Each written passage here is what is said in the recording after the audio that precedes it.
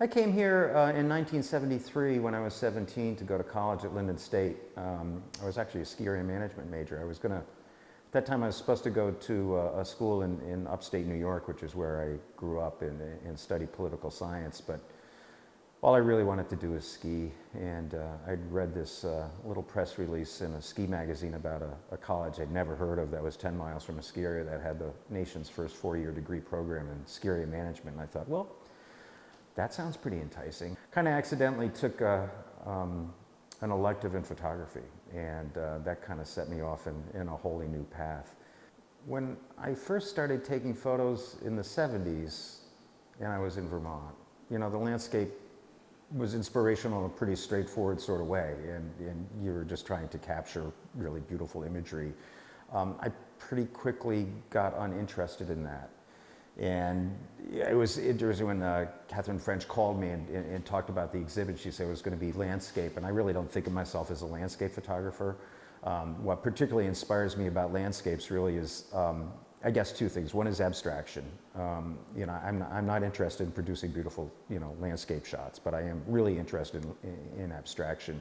But I'm also really interested in the intersection of the built and natural environment. And so, especially when they overlay or interfere with each other in an interesting sort of way. There's certain subjects I'm inherently drawn to, and some of them are behind me. I have, these are all water-based. I do a lot with water reflections. I like to turn things upside down, again, to just kind of take them out of their normal context. I think of it as like ordinary beauty, the notion of stumbling upon something that's actually rather ordinary and capturing something that's really beautiful about it or really interesting about it, which is kind of the opposite of finding a beautiful scene and just trying to capture it in a straightforward sort of way. So like I say, water reflections are a common thing that I look for. Reflections of all kinds, in puddles and windows and things like that, that just kind of cause you to stop and say, kind of rethink what it is you're looking at, which I think is kind of the role of photography, is to make you stop and rethink what you're looking at. And that's a large part of what I'm trying to do. I don't really go out on a nice day and just take pictures. I'm not going to be the sort of photographer strolling around and trying to capture landscapes in a straightforward sort of way. What I look for is odd times a day. I'm very into mornings and evenings, odd lighting situations. Frankly, when I'm in Vermont, I don't think about the landscape in a real front of the mind sort of way, because I'm really used to it. I see it all the time. But when I am thinking about landscapes, again, I'm thinking a lot about abstraction. I'm thinking a lot about how the built and natural environments intersect with each other. With the way I work now with the iPhone, it's much quicker, it's much more immediate. So it is all about being surprised. But having said that, like I said earlier, my work is very much about imposing order on a disordered world. And so while I get surprised by the subject matter, I'm an absurdly careful composer. There are no accidents anywhere in any of these frames, for better or worse. But once I find that surprise, and I do get surprised. Like yesterday, I was just walking, to the parking lot, and there's a umbrella behind a chain link fence in a construction site. And it was just so incongruous to see this umbrella in front of this chain link with all this sort of detritus behind it. And so I composed it, so it was a surprise, but I composed it to the nth degree. So, it is always very carefully considered, but it is also it almost always starts with a surprise. I don't go out there and think, I'm going to get this kind of photograph, unless the lighting is very specific or the situation is very specific. And like I say, I do a lot with water, and so if I'm in a boat or a kayak or something like that, I'm looking for something pretty specific. But generally, I just like to be surprised and then try to impose my own will on it. Yeah, I'm a graphic designer by trade and a photographer by trade. I've made my living in photography for, partially for many, many years. And so because of what I need to do commercially, which is often fairly straightforward and fairly representational, when I do work for myself, I'm very interested in not doing that. It's another reason why I don't photograph a lot of people, because as a commercial, you know, we do annual reports and advertising and stuff like that. So an awful lot of what we do is people-based, which is great. I love it. But it doesn't, it's like when I get done with it, it's like I think, and also part of it is just about control. As soon as you introduce a human element, you've lost the ability to control things in a pure sort of way. And so I'm looking for that sort of purity, and I am looking for a very abstract, very open-ended way of looking at things. I really like things that are completely non-representational. I do think of my work as being very painterly. You know, it is extremely painterly. And when I look in the viewfinder, I don't, you know, there's this whole thing about, do you take photos or do you make photos? And, you know, I believe passionately that my job is to make photos, not take photos. And that's really, I always tell people, you know, the secret to photography is knowing where to stand. That's a big part of it, is, you know, how do you position yourself in a way that, and then you put four walls around it. How do you position yourself in a way to pull that very non-representational, abstract thing out of something that's very real and very concrete? We were lucky through the pandemic, both professionally and personally, and with my work as a photographer. So it's allowed me to explore like a very, very interior, very close to home set of subject matter, which I think is incredibly valuable. To me, again, it's the ordinary beauty thing. It's not about going out there and finding something that's beautiful. It's about taking something that's like incredibly ordinary and saying, but you know, look at this. It's interesting. It's worth spending your time, or maybe we didn't think of it this way. So, and it's also given me time, you know, and instead of going out and visiting people or traveling, you know, I've had time to work on stuff. So it's kind of been a bit of a blessing in some ways. I'm actually showing more work now than I have at any other time in my life. And so, again, this has been a fairly fortunate thing for me. I kind of hate to say that, but there's a silver lining in almost anything if you look hard enough.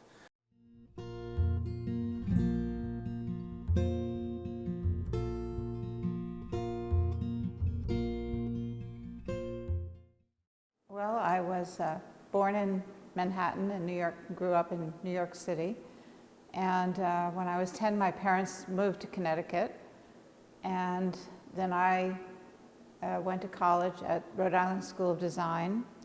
After I graduated, I went to Guatemala for a year and worked for the American Friends Service Committee, and came back to the United States and got a master's degree at the University of North Carolina at Chapel Hill in art, and moved to Boston. But in 1969, my then husband and I moved to my farm, and that's where I've lived ever since.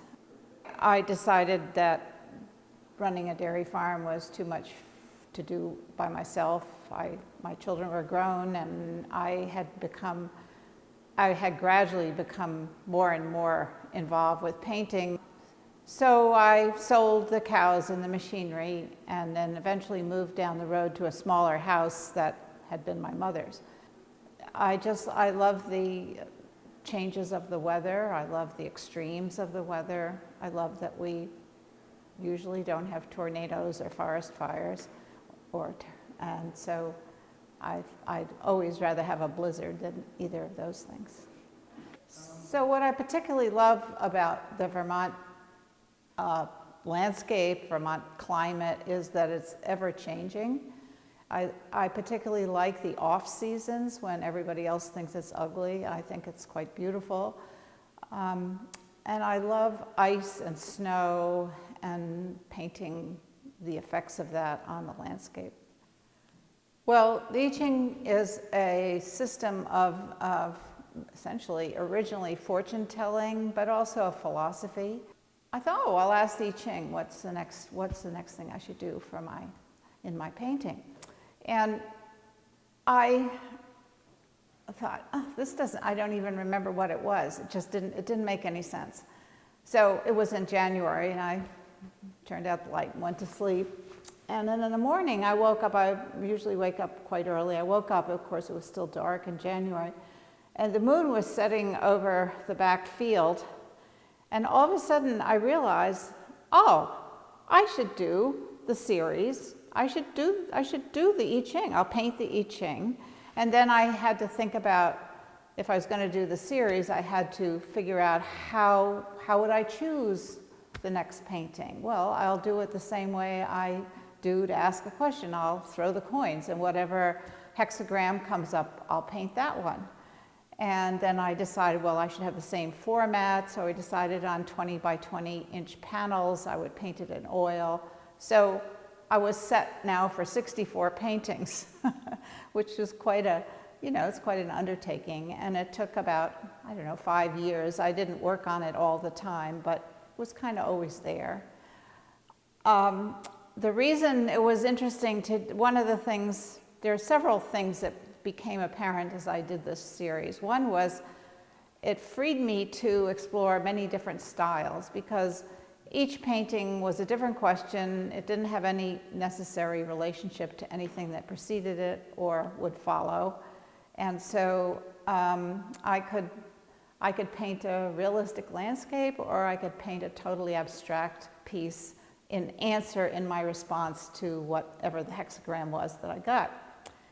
And so this had another interesting byproduct, which I hadn't even thought of, was I never saw them all together until the end.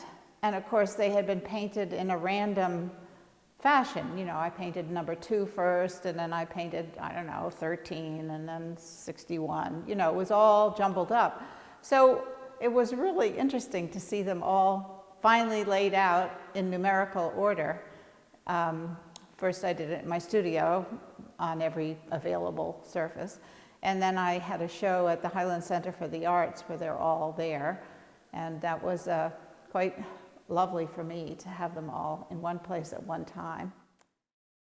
It was very important with these, because the particular specific subject of each painting was arrived at by chance about throwing the coins. But sort of at the same time I was working on these paintings, I was awarded a residency in Iceland in 2017 and 2018, both lasted a month. And those two experiences really influenced my work. I kind of became more a collaborator with the surface of the painting and the paint, rather than the artist that was imposing my will on the piece. Because I worked in Iceland, I worked with very fluid paint, and it would go where it wanted to go, and then it would be too wet to continue, so it would have to stay flat and dry. And quite often, when I would come back in a couple of hours after it had dried, it really looked quite a bit different than when I had initially put the paint on the surface.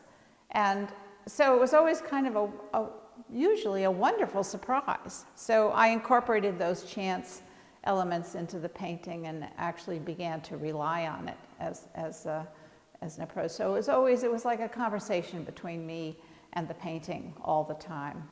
It was odd. I think I've talked to a lot of other artists. There was kind of a lessening of urgency, because, when nothing else was going, you didn't have to get your work ready for anything. So it was sort of a mixed bag of that, how I reacted to it. I did, however, decide that this would be a perfect opportunity for something that I've been sort of thinking of. When I had the show of the I Ching paintings, a man named Brian Arnold heard about it, and he had written his own translation of the I Ching. And he asked me, and it's an app, and he asked if he could license my work to use on his app as illustrations, essentially. So I agreed to that, and he paid me for the right, and it's a wonderful app. It's called the I Ching, and it works on iPhones and iPads. So it was all translated. I decided that I'd like to make a book of these paintings, because it's such a big number of paintings. Although I've shown them separately many places, I didn't think I'd have much of a chance to have them all together again. So I thought, well, I'll make a book. And then I thought, oh, well, I should have it you could also throw the I Ching and use the book as that. And I asked Brian if I could use his translation because of copyright laws and everything, and he said yes, he gave me permission. So I made this book. This is what I did. I hired someone to help me lay it out, and I think she did a wonderful job. So here it is. And so in the very beginning, there's instructions on somewhere here. Wait a sec. There's instructions on how to use it, so you can use. And if you know, it's one translation of the I Ching, but it does give you an idea of it. So that's what I did with the pandemic.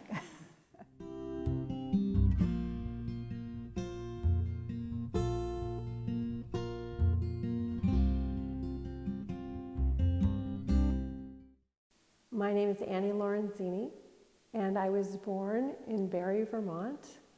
I went to school at Johnson State College, now Northern Vermont University, and then later studied at the Vermont Studio Center. My family and I moved to the Northeast Kingdom about 10 years ago, and it turns out that it's the perfect fit for us. We love the wild country here. We love that it's a rural landscape, and I find it to be very inspiring. One of the most beautiful things about the Vermont landscape for me is the rock and the trees.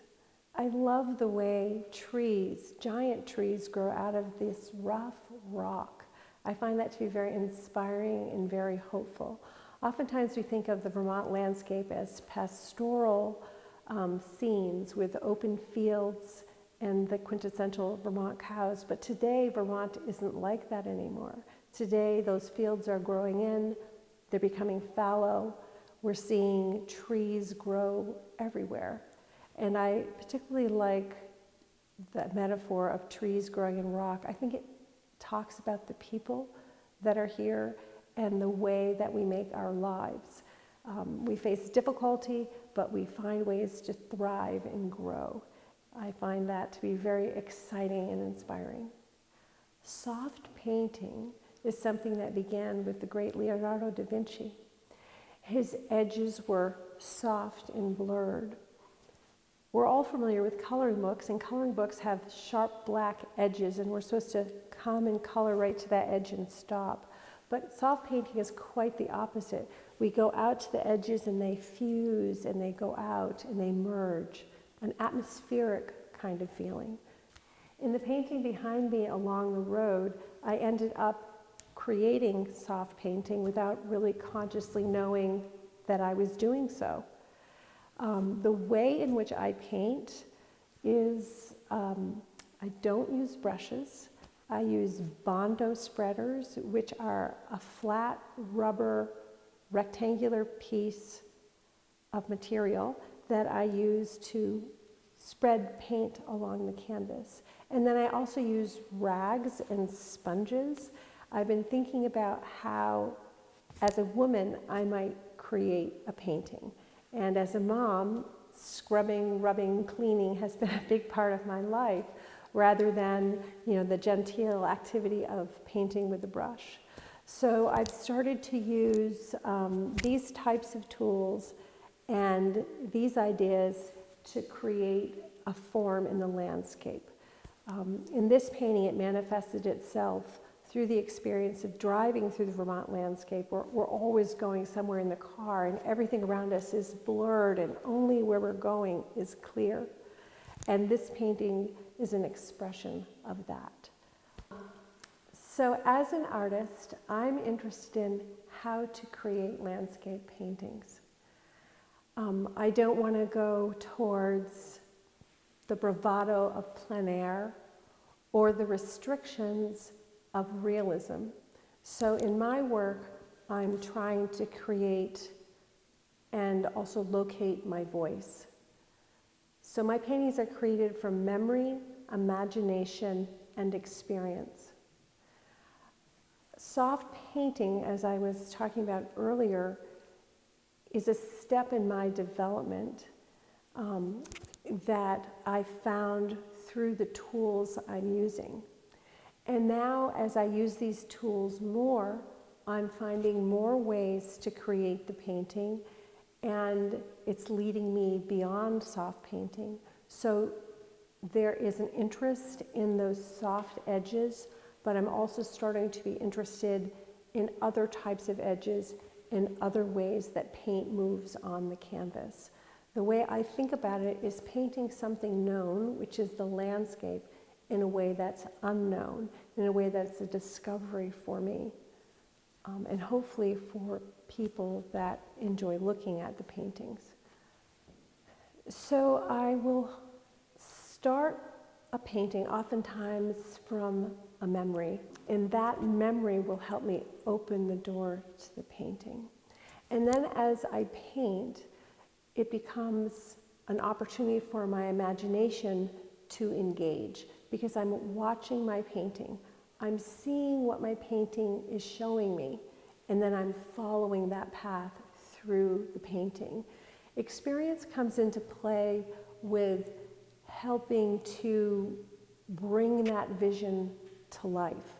And so I call upon things that I've learned about painting and things that I'm learning and discovering about painting to help me bring that into focus. Most of the time, my paintings are a huge mess, and I'm thinking about how terrible it is, and then I have to really transition and work through and into it to discover what that painting has to teach me.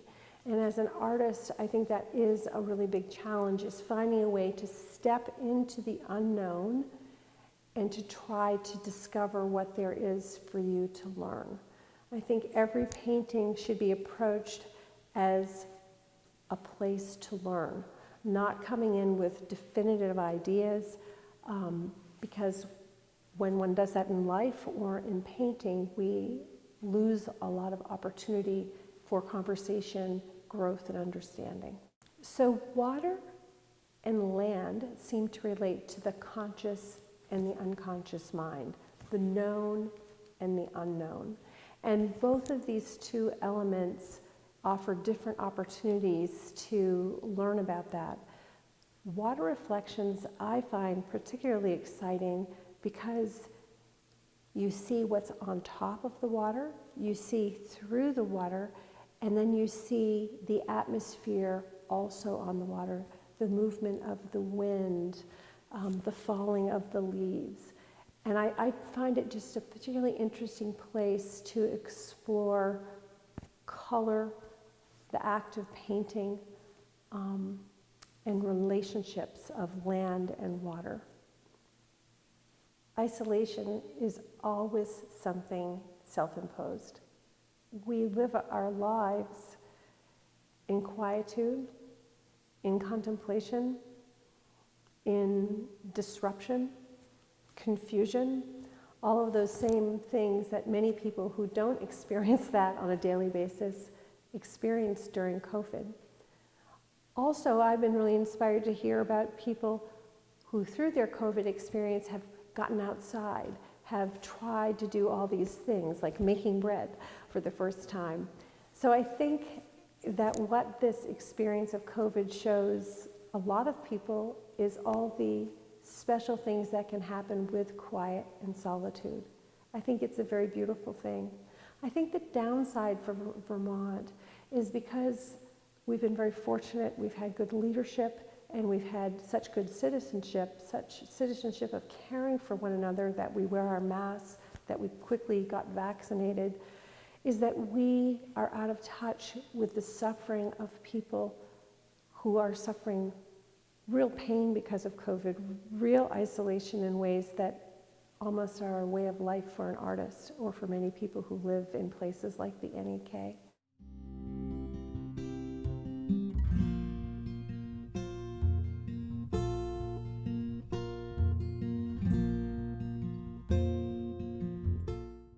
Well, I'm originally from Massachusetts, where I spent the first up until the age of 16, and my whole family moved to Florida, where I finished high school, and I attended the Art Institute of Fort Lauderdale. After that, I moved around quite a bit, until like within Florida and Massachusetts, and then I headed over to France, where I went originally on vacay and ended up staying 14 years. So how I ended up here in the Northeast Kingdom is because I had one friend that I met in Florida way back in the mid-'80s, and she's originally from the Northeast Kingdom. And we always kept in touch, and while I was in Paris, that's where I lived for 14 years, I had a show in New York and Manhattan, and got to spend a month there and realized that, I might want to move back to the US. And that's when my friend suggested that maybe I'd try to move up here to the Northeast Kingdom, and that was in the year 2000, and before internet, at least for me, and I had no clue where I was going, and I was kind of like, okay, I didn't know anything about, except it was northern Vermont, and that's how I ended up here. As far as Vermont landscape, I feel like it inherently has seeped into every single part of what I'm doing as far as my artwork goes, and just everything, because to this day, I've been here 21 years, and driving down the road with my son, I'm always like, look at that, oh my God, look how beautiful. I cannot not be touched by the surroundings. It's just a huge part of living here, and it seeps into my work. Well, when I first started painting, like 30, almost 40 years ago, it was completely representational, figurative, and little by little it, veered towards abstract, and then maybe 15 years ago, I was completely abstract for a long time. Like, I stuck to it. I was very, not like I chose, but I guess I kind of did, because I thought you had to have a certain style and keep at it and explore that, which I always did. But I found in the last 3 or so years that I'm okay at letting some figurative stuff or representational stuff enter into the work. Coincided when I started to work on paper quite a bit, like 3 years ago, and doing real immediate stuff that, figures just started appearing, or faces, or, body parts, and I was like, what? I'm not doing this, I'm an abstract painter, but I was like, why not? Let it come if that's what's happening. So yeah, it's both, but more towards the abstract, I guess. A title, or whatever you want to call it, that people use a lot lately, or maybe for some time now, is intuitive painting, and I guess I fit under that category if we have to categorize where we're at, and it's definitely comes from the subconscious, intuitive. Because when I approach a piece, whether it's on paper or on linen, oil on linen, I have absolutely no preconceived idea of where I'm going. I just let it go in the work. It's just working. The best work comes when you're absolutely, at least for me, when I'm like completely outside of thinking. If I think too much, then I just like screw it up. And if I get into the zone, as everybody talks about, it's like, it has to be the subconscious coming through, or some kind of connection to something that I almost feel like I'm just the medium to which whatever is using me to get the image across. Of course, I have to make some decisions at some point, and especially working oil on linen, because it's a much longer process because of the drying time, and use a lot of layers. So, and if I don't have consecutive studio time, the painting can change drastically. It doesn't matter what size it is. I could like come in one day and go, I'm in a different frame of mind. I'm just like gonna cover that up and scrape that off and just like go in a whole different direction, which leads me to say it's great to have a lot of consecutive studio time so you can like work on a piece in a certain frame of mind. And working on paper has helped me hugely to be more spontaneous and more almost playful, and because horribly enough, it's like the years of being an artist, you've like, at least for me, materials cost a lot, and so I'm very conscious of wasting stuff, and like working with oils on linens, like you can't screw this up kind of feeling, which I don't really feel that much like that anymore, but working on paper is just small, immediate, at least the way I'm working, and quick and acrylic and fast drying, and it's just opened up a whole new approach of working, which is kind of spilling over to my oil paintings, which I'm happy about. Color is really, really important. Color, form, and even the texture of the canvas, even the works on paper. But I guess color is probably up there. And again, that's totally intuitive. Like there was a time where I kind of wanted to completely do colors that would not generally work together. Like I consciously would go, okay, this normally wouldn't work with that, let's see what we can make work.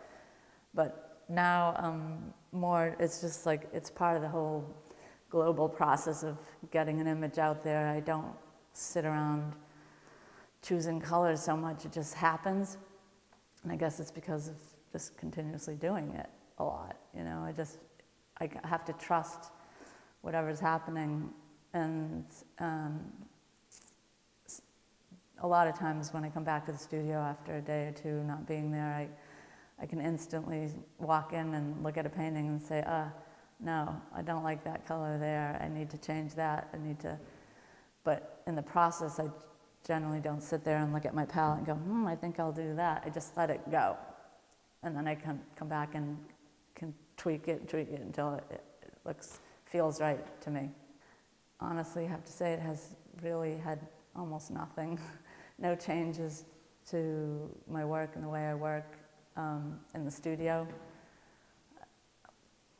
It's been the same. I mean, we live in the woods of the Northeast Kingdom. There's not much of a distraction, and I got to work my day job throughout the COVID because of the situation, and worked in my studio just as usual. And living here is a bit isolated, and so I can't say much has changed.